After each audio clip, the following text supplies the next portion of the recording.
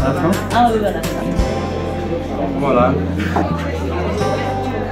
C'est un livre qui est assez récent, qui doit peut-être avoir. Non, je n'ai pas lu.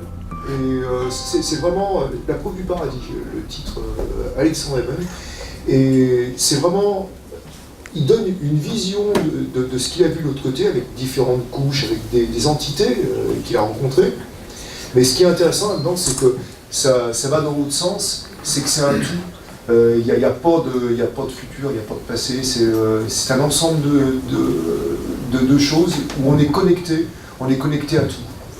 Eh bien, non, je n'ai pas lu. Ce que je pense, c'est que j'ai essayé de toucher à ce sujet du point de vue scientifique. Parce que, qu'est-ce que c'est la science, vraiment? La science, c'est un dialogue entre nous et la nature. Okay? Par exemple, quand retournons à la monnaie. J'ai la monnaie et je ouvre les doigts et elle tombe. Alors, qu'est-ce qui s'est passé? Le moment où j'ouvre le doigt, je pose une question. Pourquoi est-ce que quand on marche, on ne flotte pas Et la réponse, que quand la monnaie tombe, c'est la réponse de la nature. Et je dis, la force de la gravité. Alors, la science est un dialogue entre nous et la nature. Nous posons des questions avec des expériences. Les résultats des expériences sont les réponses de la nature. Et ça nous aide à comprendre comment l'univers il fonctionne. Et c'est pourquoi j'aime toujours toucher au sujet scientifique. Parce que les témoignages des gens sont toujours fallibles. On ne sait pas... voilà le grand français René Descartes, quand il posait la doute méthodique, qu'est-ce qu'il faisait vraiment? Il disait, bon, peut-être mes yeux me trompent, et j'imagine que je suis à la salle, mais je ne suis pas à la salle. Combien de fois il se passe que nous sommes dans un rêve, et nous croyons que le rêve est vrai, et après on se réveille, non, c'était un rêve. Alors, il est possible que la vie est un rêve, que nous imaginons des choses, et finalement, demain, on va se réveiller, et nous sommes des papillons qui ont rêvé qui étaient des gens, qui parlaient, qui étaient dans une salle à Lyon. Pourquoi pas? Mais il y a une chose qu'on est sûr. On est sûr qu'on pense. Et alors, on existe. Peut-être Lyon n'existe pas, c'est notre imagination. Peut-être les gens autour de nous, c'est notre imagination. Mais notre existence, ça c'est la doute méthodique cartésienne. C'est la méthode scientifique ici. Je peux me douter de tout. Mais il y a une chose que je ne peux pas me douter, c'est ma propre existence. Alors, quand on parle des témoignages des personnes, d'un côté, on pense, est-ce que la personne est sincère? Oui ou non? Ok, elle est sincère. Mais est-ce qu'elle a vu ce qu'elle pense qu'elle a vu ou c'est une illusion? Et elle croit qu'elle a vu quelque chose qu'elle n'a pas vu. Alors, ça, c'est le problème qu'on trouve souvent. Je vous raconte une petite histoire au sujet de la mort imminente qui nous montre que les choses sont un petit peu plus complexes qu'on imagine.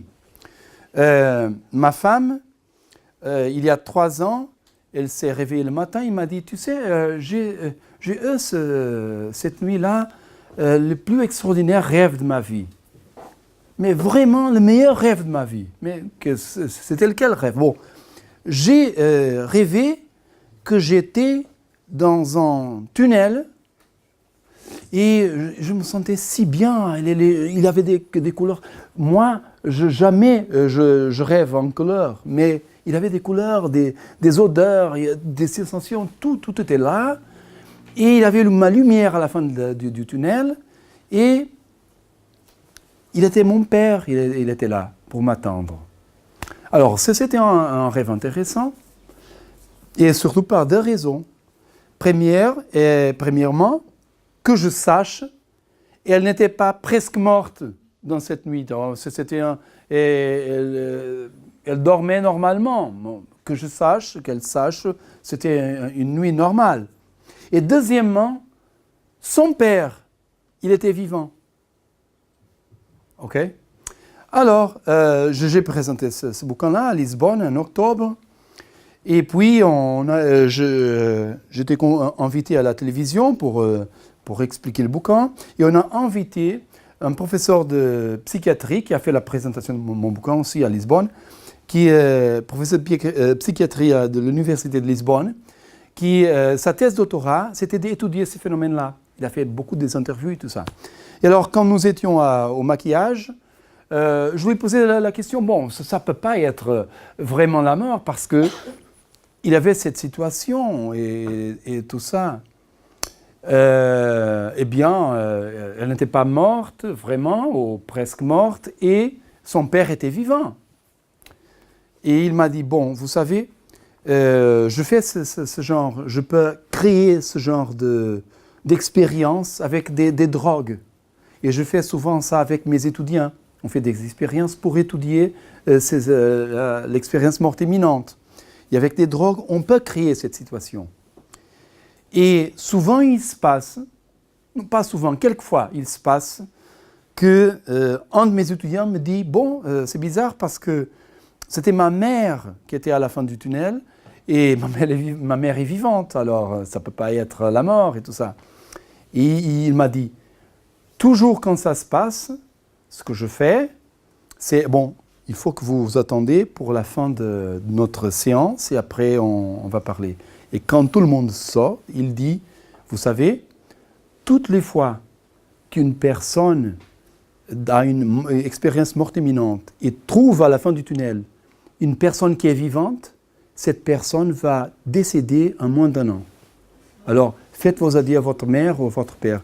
Et en fait, le père de ma mère est décédé quelques mois plus tard.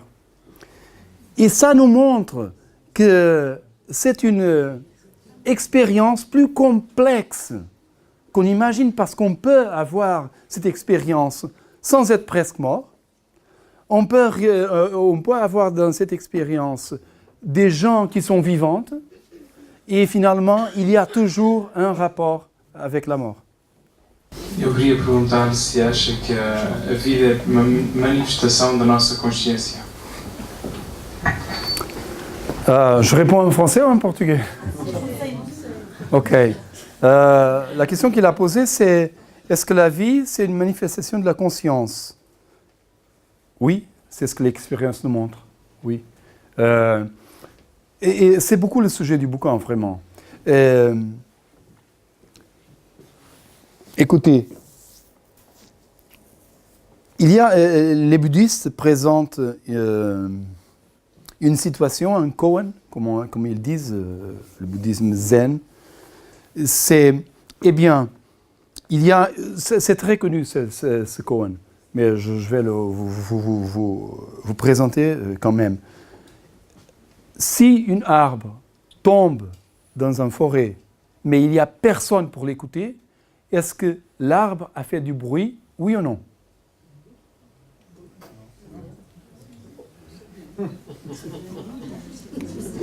Il n'avait pas rien, il n'avait personne là, mais elle a tombé.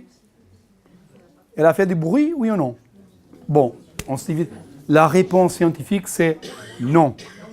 Non, elle n'a pas fait du bruit. La réalité existe seulement quand on observe. Voilà. Et écouter, c'est une observation. Observer, ce n'est pas seulement voir, c'est toucher. Ça, c'est une observation. C'est l'odeur, c'est une autre observation. Quand j'ai la monnaie dans ma main, elle est cachée. À ce moment-là, elle n'a pas d'image. Elle n'a vraiment pas... L'image devient virtuelle. La seule existence, c'est sensorielle, de toucher. C'est la seule existence qu'elle a. Si j'ai l'odeur et la personne la regarde, elle a seulement l'odeur, seulement ce genre d'existence, comme un petit peu comme les couleurs. Alors, ce qui se passe avec le son, qu'est-ce que c'est le son? Le son sont les molécules qui touchent parce qu'il y a une énergie, en général en ondes, et les molécules touchent, on fait des chocs. Et dans notre cerveau, il existe un mécanisme qui transforme ces pulses ondulatoires des molécules en une chose qu'on appelle le son. Mais notre cerveau pouvait parfaitement transformer ça, cet input, dans des images ou dans autre chose quelconque. C'est notre cerveau qui a transformé en son. Les chiens, ils ne voient pas des couleurs, ils sont daltoniques. Les oiseaux, ils voient des couleurs que nous ne voyons pas. On sait déjà ça. Ils regardent des choses que nous ne regardons pas. Les serpents. Les serpents, elles ne voient pas, ce qu'elles voient sont les températures. C'est pourquoi c'est très dangereux dans la nuit, parce qu'elles nous voient quand même, parce que la température est là. Okay? Alors, notre cerveau, c'est lui qui va créer l'univers autour de nous. Est-ce que l'arc-au-ciel, il existe, oui ou non? On le voit, il est magnifique, il est là, mais il n'est pas là. Il est dans notre cerveau. On peut même le photographier, mais quand même, il reste dans notre cerveau. Et alors finalement, nous sommes les créateurs de notre réalité, vraiment. C'est ce que l'expérience nous montre. Et ça, c'est vraiment bizarre, mais il faut croire à l'évidence. Il me semble des trois voir l'arc-en-ciel. Pardon? Chaque personne voit d'une façon différente. Parce que l'arc-au-ciel, il y a une image ici, mais si je suis ici, l'image est un petit peu différente. Et peut-être là, elle n'est plus. Ça ne change pas. Ça, c'est une constatation évidente pour étudier l'arc-au-ciel. Alors, comment peut-on expliquer la mort si il n'y a pas d'explication? On ne peut pas la voir. En fait, les gens expliquent, racontent leur histoire, mais non, ils pensent peut-être l'avoir vue. Alors, comment peut-on expliquer tous ces phénomènes? On ne peut pas expliquer ce genre de choses puisqu'on ne le voit pas. Vous ne pouvez expliquer que ce que vous voyez. Bon, vous savez qu'en science passe souvent, quand on découvre la réponse pour un mystère, il y a 10 mystères nouveaux qui apparaissent. Et on a trouvé des réponses, mais il y a des nouvelles questions qui se posent et c'est impossible de répondre à tous. Alors, comme j'ai dit au début, personne était vraiment morte et retournée. Non, on était presque là, mais puisqu'on a retourné, la mort, c'est une chose inévitable par définition. Alors, si on va au-delà de quelque chose, c'est la fin. En général, on accepte comme la mort. Jadis, c'était le cœur qui s'arrêtait pendant 2 minutes ou 3 minutes et c'était la fin. Aujourd'hui, on peut vivre même si le cœur n'est pas là. On comprend que ce sont les cellules du cerveau, neurones, comment ça se dit? Les neurones. Alors, les neurones, s'ils sont encore vivantes, on vive. Sinon, s'ils meurent, c'est la fin. Alors, la définition de mort, c'est une chose du point de vue médical difficile à faire. Il y a beaucoup de débats. On trouve aujourd'hui que la mort n'est pas un moment, c'est un processus. Okay? Un processus.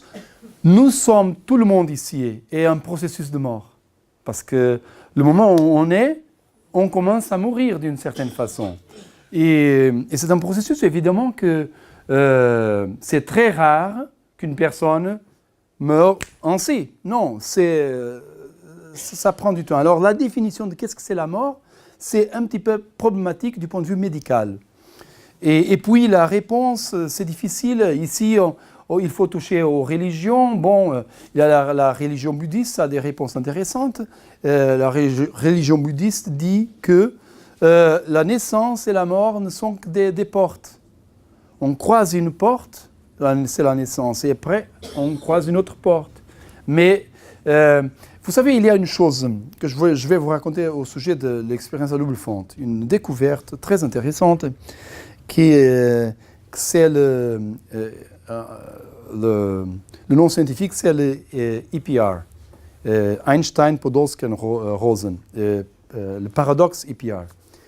Alors, ils ont découvert que 2 particules des électrons, par exemple, mais deux particules qui ont un rapport entre elles, si une particule est ici et l'autre particule est dans l'autre côté de l'univers, s'il y a une altération dans cette particule ici, l'autre particule, dans l'autre côté de l'univers, change immédiatement et simultanément.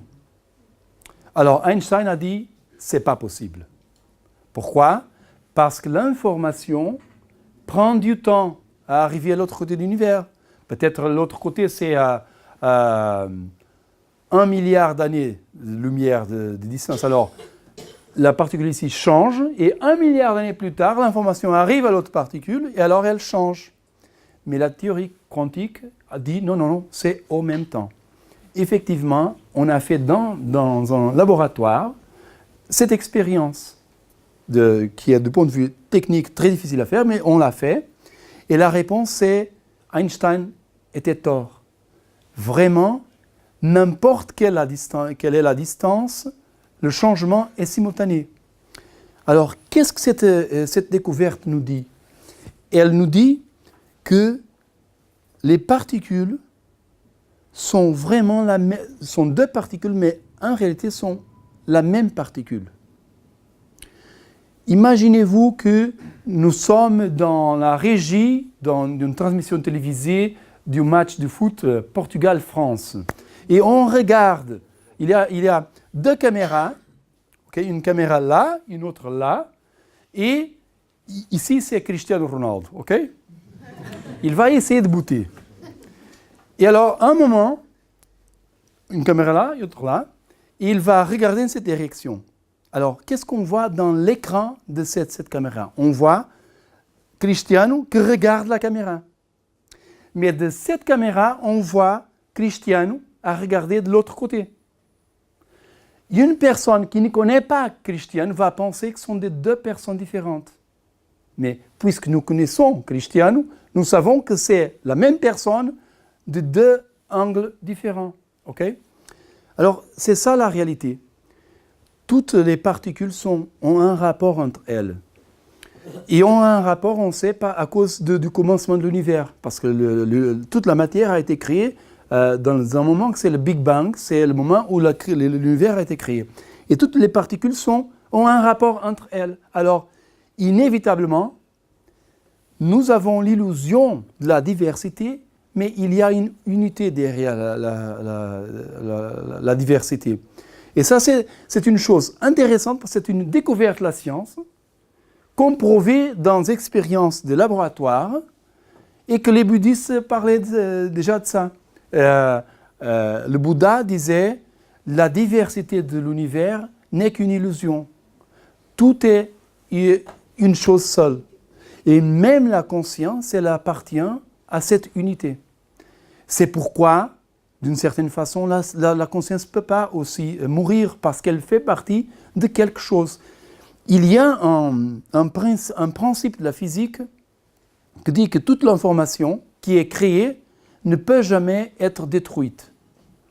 Elle peut se mélanger avec l'univers, se dissiper dans l'univers, mais elle n'est jamais détruite. C'est un principe de la physique. Et qu'est-ce que c'est la conscience? La conscience, c'est l'information. Ce sont les neurones qui ont un rapport entre eux et vont créer une information que c'est nous. C'est nous. Peut-être, nous savons que dans notre vie, tous les atomes changent dans notre corps. Les atomes que j'ai maintenant ne sont pas les mêmes que ceux que je suis né avec. Ils changent, mais la structure, l'important c'est la structure. Vous pouvez avoir l'équipe de Benfica, au Porto, au Sporting, avec les 11 joueurs. On peut changer les 11 joueurs, mais c'est toujours Benfica, au Porto, au Sporting. C'est toujours la même équipe. Parce que c'est l'information qui fait l'identité. Et la conscience, c'est ça. On peut changer les atomes, et on change effectivement tous les atomes.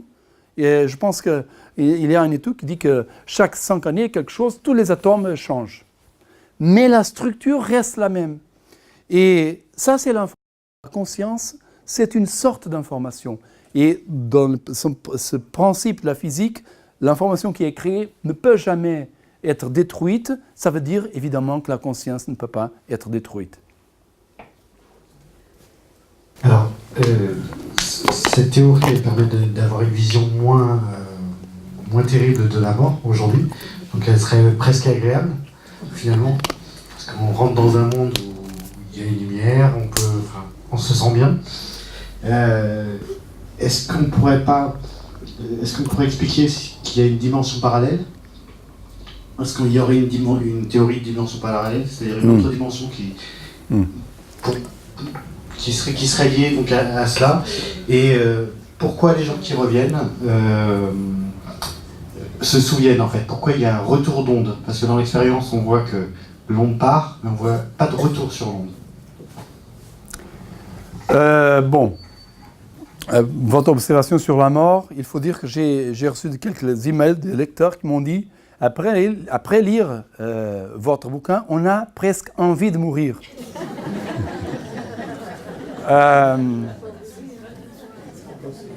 Eh bien, première question. La première question, c'était l'observation donc, de la mort, et la première question, c'était une théorie éventuelle de la dimension, d'une dimension parallèle. Ah, parallèle, ok. Dimension, ça c'est une théorie, il n'a aucune preuve, et cette théorie est développée avec l'expérience à double fente. C'est une explication qu'on créée, c'est que, et par exemple, on trouve cette explication dans le bouquin The Grand Design de Richard Hawkins. Cette théorie dit que l'électron, il passe par le trou droit ou le trou gauche. La réponse, c'est une théorie. Que le moment où l'électron doit choisir, l'univers va se diviser. Et dans un univers, il passe dans le trou gauche. Et dans l'autre univers, il passe dans le trou droit. OK? J'achète pas cette théorie. Il n'y a aucune preuve que ça se passe, qu'il y a des zillions d'univers, parce qu'à chaque moment, il y a beaucoup des options et tout ça. Non, alors, et aussi parce que, et ça devient technique, il ne faut pas très développer ça, mais c'est que l'onde fantôme, Gespechtenfeld qu'on voit, qu'on ne voit pas, qu'on regarde en particulier, mais l'onde fantôme, elle passe dans les deux trous simultanément. Ce n'est pas une chose de, il va passer dans le droit, non, il passe simultanément dans les deux.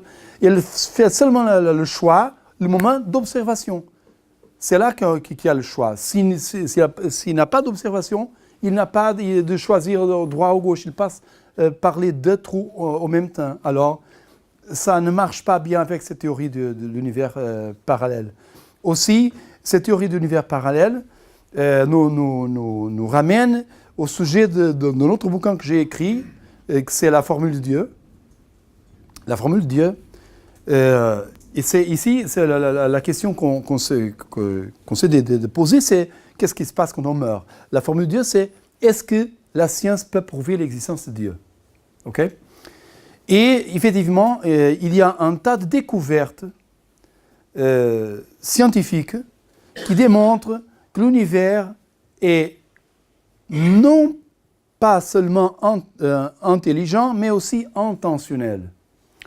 Et ça serait une autre exposition, une autre présentation, mais pour dire une chose très, très courte à ce sujet, les scientifiques qui n'acceptent pas ces évidences qui ont été faites, cette découverte que l'univers a une affination pour la vie, alors que la vie est une intention de l'univers. Peut-être je devrais expliquer un petit peu ça. Sinon, vous ne comprendrez rien. Eh bien, les scientifiques ont fait quelques découvertes dès les années 80 que le grand public ne connaît pas. Je présente dans la formule de Dieu ces découvertes. C'est que l'univers, il a une affination pour la vie. Par exemple, le moment du Big Bang, okay, c'est la création de l'univers. Si la puissance de cette explosion initiale était 5% plus vite, il n'avait pas des étoiles. parce que la matière se disperserait dans l'univers. Si c'était 5% moins vite, il n'aurait pas de la vie parce que la gravité ferait la matière retourner au même point. Et alors, pas d'étoiles aussi. Sans étoiles, pas de vie. Et alors, ils ont découvert qu'il y a des milliards de petites choses qui devraient exister pour avoir la vie. Et par grande coïncidence, toutes ces petites choses existent vraiment. Et ça donne une affination. Alors, quand on parle de Dieu, on parle de quoi vraiment? Tout le monde imagine un VR avec les grandes barbes blanches à la Hubert Reeves qui regarde le monde et écoute nos prières. La science n'a pas découvert ce personnage-là. Si on va au télescope, on peut trouver « Allô, Hubert Reeves, où es-tu » Il n'est pas là. On ne trouve pas. Alors, quand en science on parle de Dieu, on ne parle pas du Dieu de la Bible, du Coran, non. On parle d'intelligence intentionnelle. Est-ce que l'univers il est intelligent? Mais ça c'est une évidence, oui, c'est très intelligent, comment l'univers est organisé. Par exemple, une chose que je trouve toujours très intéressante, c'est, vous savez, les premières particules, les premiers éléments, c'était l'hydrogène, une grande majorité, et l'autre, azote, je pense. L'azote. Oui, azote. Alors, il n'y avait pas de fer, pas d'or, pas de carbone, et la vie, le carbone, c'est très important. Et alors, les étoiles, ce qui se passe dans l'univers, c'est que les étoiles sont effectivement des fourneaux. Ils sont des usines qui fabriquent des éléments. Okay? Parce que les températures sont très hautes là-dedans, et au moment de l'explosion, elles vont créer le fer, le or, le uranium, le carbone. Okay? Tous les éléments sont créés, sauf l'hydrogène et l'azote, tous les éléments sont créés par les étoiles. Et quand il y a une explosion, elle jette ces éléments à la distance, et plus tard, elle entre dans ces informations qui deviennent les planètes. C'est pourquoi nous avons du fer et tout ça, et du carbone pour la vie. Alors, c'est une usine. Les étoiles sont des usines. Et ça, c'est très intelligent. Comment ça a été créé pour créer les éléments qui sont essentiels pour la vie. Eh bien, alors l'univers, il est intelligent, évidemment. Mais est-ce que cette intelligence, elle est intentionnelle ou elle est un hasard? Et là, c'est difficile de répondre. Je ne sais pas s'il y a un avocat ici, mais tout le monde sait que dans un tribunal, c'est très difficile de montrer l'intention d'une action. Parce que seulement la personne sait quelle était l'intention. Oui, je l'ai tué, mais c'était un accident. Peut-être que c'était pas, mais il ne va pas avouer qu'il a fait exprès. Alors, c'est difficile pour le juge de déterminer s'il y a une intention. Et la même chose dans la science, comment on peut prouver que les choses sont intentionnelles? Et on trouve ça avec cette affination. Imaginons-nous que hier, il y a 2 jours, j'étais à Lisbonne et j'ai acheté le loto et j'ai gagné le loto. C'est une chose très rare de se passer, hein, parce que le loto, oh là là, hein, mais quelqu'un doit le gagner, inévitablement. C'est une inévitabilité statistique, quelqu'un doit le gagner. Alors, très heureux, congratulations, merci bien. Après, hier, j'étais en Espagne, à Madrid, et j'ai acheté le loto et j'ai gagné le loto. Alors, il gagne à Lisbonne un jour, et le jour suivant, il gagne à Madrid. Ça, c'est étrange, hein? Et aujourd'hui, je suis à Lyon, j'achète le loto et je gagne le loto. Qu'est-ce que vous pensez que ça va se passer? La police judiciaire va m'arrêter. Parce que tout le monde comprend que c'est évident qu'il y a un trou quelconque. OK? Alors, la vie dans l'univers, c'est ainsi. Les coïncidences sont des milliards de coïncidences pour donner la vie. Et 1 ou 2, OK. Mais si on trouve trop de coïncidences, c'est l'intention. Okay? C'est ainsi qu'on trouve l'intention. Alors, les scientifiques, après ces découvertes qui ont été faites dès les années 80, beaucoup de scientifiques qui étaient athéistes, on dit ça? Athées, ok, athées. On dit non, il faut trouver une réponse pour sortir Dieu de cette équation. Et c'est ainsi qu'ils ont créé l'hypothèse de l'univers parallèle. Parce que il y a des milliards, des zillions d'univers parallèles. Chaque univers a des lois différentes. Et c'est une inévitabilité statistique qu'un de ces univers a des possibilités d'avoir la vie. C'est normal, puisqu'il y a des zillions des autres univers qui n'ont pas cette possibilité. Vous comprenez? Alors, cette théorie a été développée pour répondre à ces découvertes, pour essayer de trouver une sortie pour les problèmes philosophiques que la découverte de l'affination de l'univers pour la vie a créé. Et voilà, c'est la réponse à votre question sur les univers parallèles. Alors, vous avez une autre question? Sur l'expérience, on voit que les ondes partent, et on ne voit pas le retour des ondes, ce qui n'a pas été expliqué. Non, en réalité, si vous pensez bien à cette expérience, regardez, quand l'électron, il sort du projecteur, il sort en tant que particule. Parce que le projecteur fait une observation. Il fait une mésuration et c'est une particule. Elle sort en tant qu'une particule.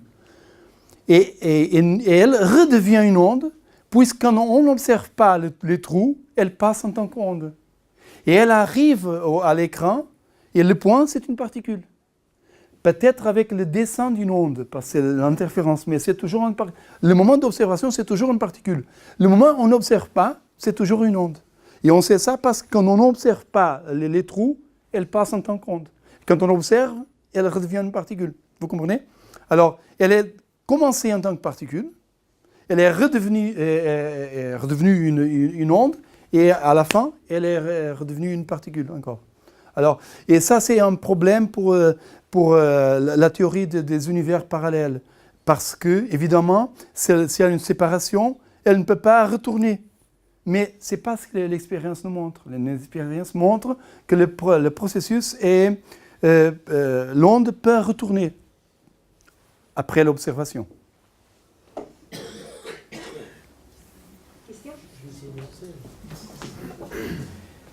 Je veux juste refaire le lien avec votre précédent livre, La Formule de Dieu. Vous évoquez la vie cyclique des univers, en fait, le Big Bang jusqu'au Big Crunch, et on redémarre sur un nouveau cycle. Et comment la notion de simultanéité, ce que vous disiez tout à l'heure, on est à deux bouts de l'univers, le fait que l'univers a moins d'autres risques de se recontracter, on va revenir à un point, enfin, il y a quelque chose qui se passe entre le Big Crunch et le Big Bang, on va repartir sur autre chose. Qu'est-ce qui se passe là? On ne sait pas. On ne sait pas. Oui, que chaque réponse nous donne des 10 nouvelles questions. Et, oui. Il y a dans le bouquin, à La Formule de Dieu, le personnage, Thomas, il dit toujours, il aura toujours du mystère à la fin de l'univers. Et c'est vrai, on jamais pourra répondre à toutes les questions. Et même des questions qu'on pose, il faut trouver... Karl Popper a dit une fois, il a écrit dans un bouquin que en science, il y a des choses qui sont définitivement fausses et des choses qui sont provisoirement vraies. Parce qu'en science, on découvre une chose, on a une théorie, mais peut-être un jour on trouvera quelque chose de nouveau qui va démontrer que ce qu'on pensait à ce sujet, c'est pas vrai. Alors, il faut toujours, quand on parle de ce genre de choses, comprendre que ce que je présente, c'est ce qu'on connaît aujourd'hui à ce sujet. Mais ce n'est pas la réponse finale, sûrement. Je pose une question. Oui. Mais le titre La Formule de Dieu, dans votre livre, à la fin de l'aventure de Thomas Murray, ils ont trouvé la formule? Vous avez lu le bouquin? Oui. Bon, oui. Ah bon, non? C'est bien que vous expliquiez. Hein? Non, mais il faut lire le bouquin, c'est ce que j'explique pour... Non, il y a ce que j'ai présenté déjà, c'est les découvertes scientifiques qui sont à la base du bouquin. Précisément, parce que je vous avais fait une grande exposition scientifique, mais c'est des romans. Comment vous liez tout ça? Le scientifique avec la réalité, donc le contexte du roman et l'histoire. La fiction, en fait. Oui. Il faut transporter la conversation pour l'écriture. Et je pense que c'est juste qu'on parle de ça. Parce que je pense qu'ils vont lire le roman, surtout. Oui, évidemment. Eh bien, j'écris les romans surtout pour...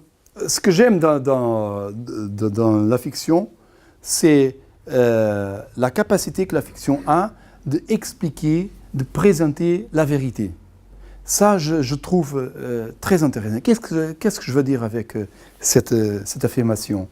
C'est que, premièrement, le discours non fictionnel, c'est le discours journalistique, le discours juridique, le discours historique, sont des discours qui sont liés à conventions, à règles.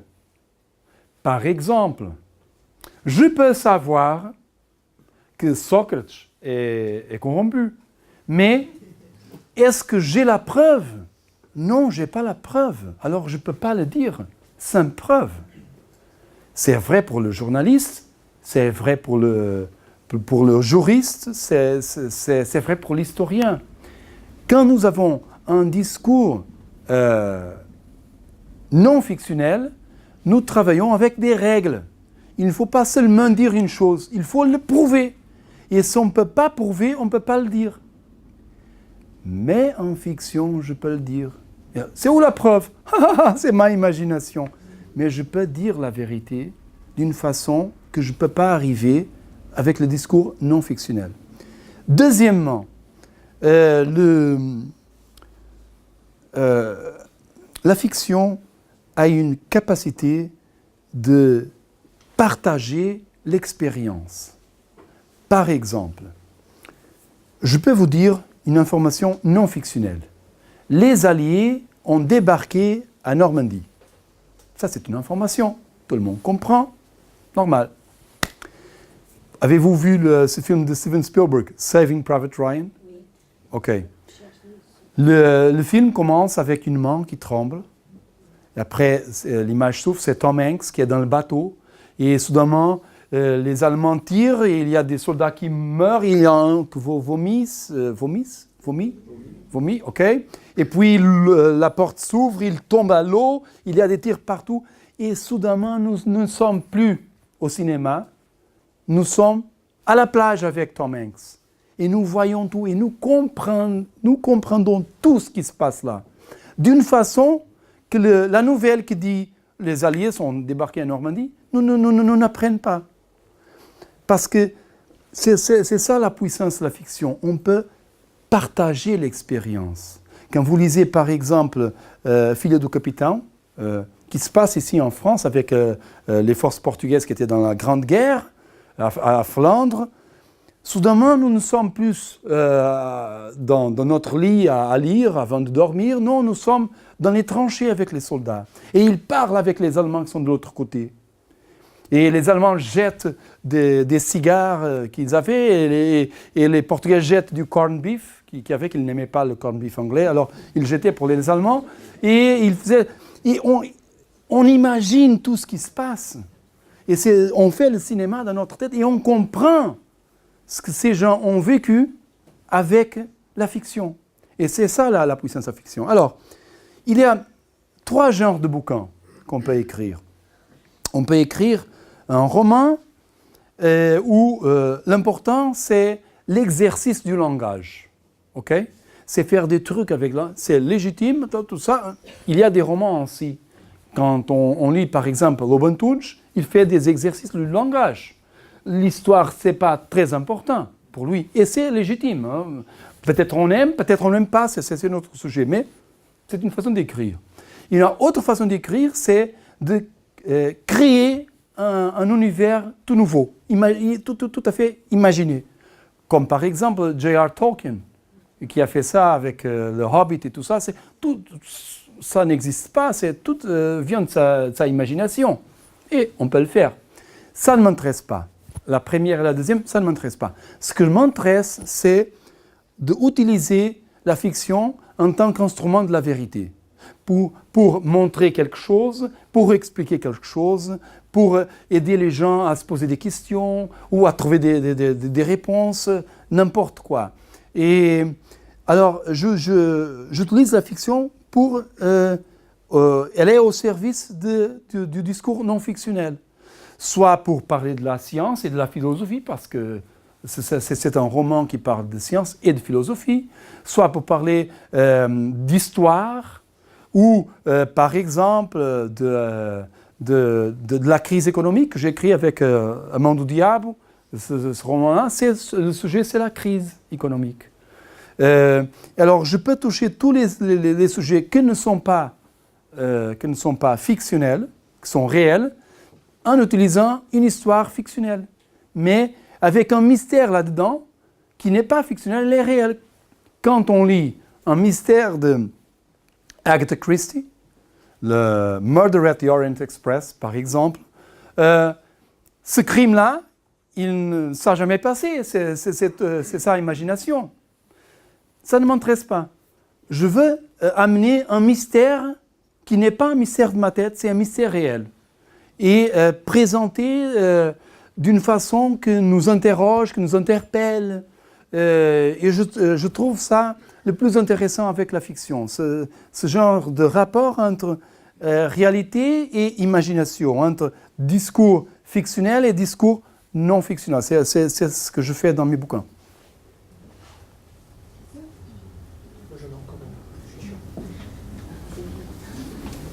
Quelles sont vos relations avec la CIA? Pardon? Quelles sont vos relations avec la CIA? Parce que Thomas, il a souvent des problèmes avec la CIA. Est-ce que vous, du coup, en utilisant la fiction, vous avez quelque chose en... Voilà. S'il se passe quelque chose. Non, pas du tout. Non, pas du tout. C'est bizarre parce que la formule de Dieu nous parle un mec, c'est Bellamy, Frank Bellamy, qui est le chef de la CIA, mais il y a un agent à Lisbonne, et cet agent, c'est un personnage réel que j'ai connu, un Américain à Lisbonne, qui m'a invité une fois à aller en Amérique pour voir l'Amérique, et j'ai fait ça, et après j'ai appris qu'il était un agent de CIA à Lisbonne, alors j'ai trouvé ça intéressant de présenter ce personnage-là du point de vue fictionnel. Mais je touche souvent avec des sujets qui sont sensibles. Par exemple, quand j'ai écrit ce bouquin sur la crise économique, où je présente le problème de la corruption des politiciens et tout ça, beaucoup de gens ont dit, bon, tu auras des problèmes. avec... Mais finalement, non, tout s'est bien passé. J'ai écrit un roman sur l'islam radical, Furie divine, qui a été révisé par un fondateur d'Al-Qaïda. Il a lu le bouquin pour être sûr que je présentais les personnages comme vraiment un radical pense, parce que le bouquin, il fait un voyage dans la tête d'un radical. Et ça a bien marché. Et il y a une histoire bizarre, je peux vous raconter, ça n'a rien à voir avec ça. Ce fondateur d'Al-Qaïda, il vit en Afrique, il est venu à Lisbonne pour présenter le bouquin. Alors, il y avait un mec d'Al-Qaïda, ancien, il dit, mais mec d'Al-Qaïda qui était dans la table pour présenter le bouquin. Et évidemment, c'était un certain mouvement là. Et une semaine plus tard, on a fait la présentation du même bouquin à Rome, l'édition italienne. Et nous étions dans un hôtel près du Coliseum. Et le mec d'Al-Qaïda, parce qu'il était l'auteur du premier attentat d'Al-Qaïda en Europe. Il a essayé de tuer le roi du Afghanistan. Il a été emprisonné dans la prison, une prison italienne d'haute sécurité, Rebibbia, la prison de Rebibbia. Et puis, c'est pourquoi il pouvait se bouger, parce qu'il a été condamné déjà, alors il était un homme libre maintenant. Alors il peut se bouger en Europe. Et quand nous étions, il y avait une trattoria qui était voisine à l'hôtel, et nous y étions pour manger quelque chose. Il a découvert que le propriétaire de la trattoria était un ami de lui à la prison de Rebibbia. C'était un copain. Parce qu'il y avait des gens de mafia et tout ça, c'est haute sécurité, c'est cette prison. Alors il m'a dit, ah tu sais, hein, mon ami, j'ai un... Et mon ami m'a dit, il m'a raconté à ce moment-là, mon ami m'a dit, c'est bizarre parce que j'ai remarqué qu'il y avait un tas de policiers à Paesana, comment c'est ça, Paesana ? En civil. Il y avait un tas de policiers en civil que je connais, puisque je travaillais pour la mafia, alors je les connais tous. Et ils étaient dans la rue. Et je me posais la question, mais il regarde qui? Il fait la vigilance à qui? Alors, je te vois ici, je comprends qu'il te fait la vigilance à toi. OK? Très bien. Et alors, nous étions dans la rue, et il avait une librairie au fond de la rue, et le mec d'Al-Qaïda, il est rentré dans l'hôtel, et je suis allé à la librairie. Et plus tard, ce mec-là, il m'a dit, tu sais, mon ami, la prison de Rebibbia m'a dit, je t'ai vu quand tu faisais adieu à ton copain, le portugais, c'était moi. Et tu sais, les policiers, ils ont suivi ton copain, ils ne t'ont pas suivi à toi. C'est parce que... Et alors il m'a dit, le mec d'Al-Qaïda, il m'a dit, non, ce qu'il fait, c'est la sécurité de ton copain. C'était ma sécurité qu'il faisait. C'est une histoire bizarre, hein, un petit peu CIA. Mais à la fin, rien s'est passé. Puis j'ai fait un autre roman, L'ultime secret du Christ, qui est publié en français, où je fais le découpage de Jésus, expliquer qu'il y a le Jésus religieux, mais le vrai Jésus n'a rien à voir avec la construction mythique. Et oui, bon, j'ai eu un problème avec l'Église portugaise. Ils ont lu un texte un dimanche dans toutes les églises au Portugal contre mon bouquin. Et la presse est venue avec moi et dit quelle est votre réaction? Et j'ai répondu, j'ai deux réactions. Première réaction, merci.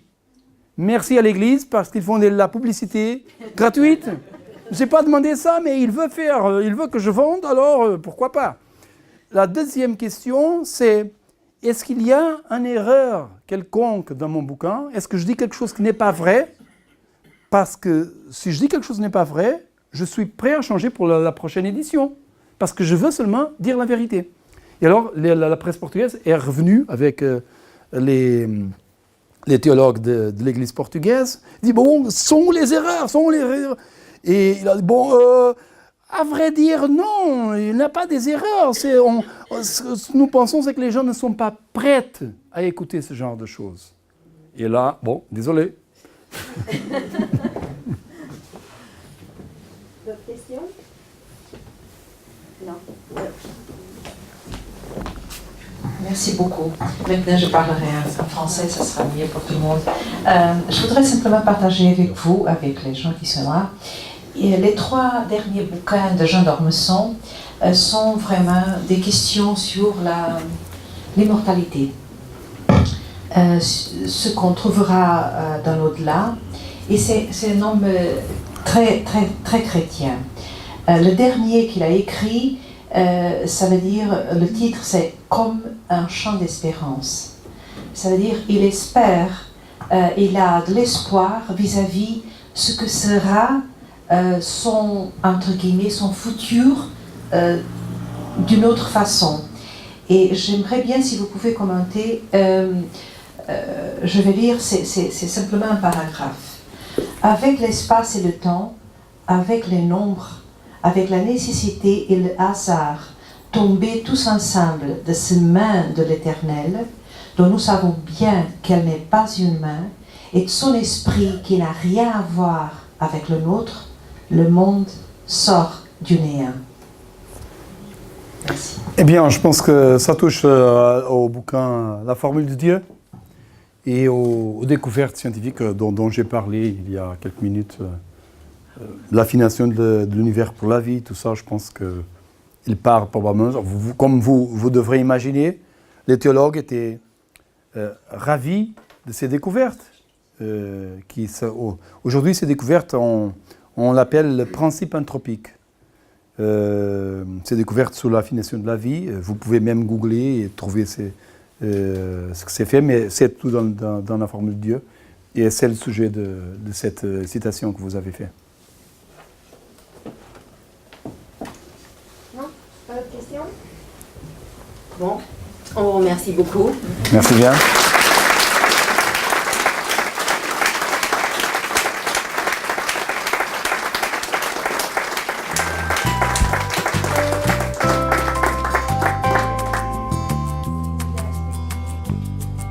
Albert Einstein a dit qu'il a passé plus de la moitié de sa vie intellectuelle à penser à cette expérience, si mystérieuse elle est.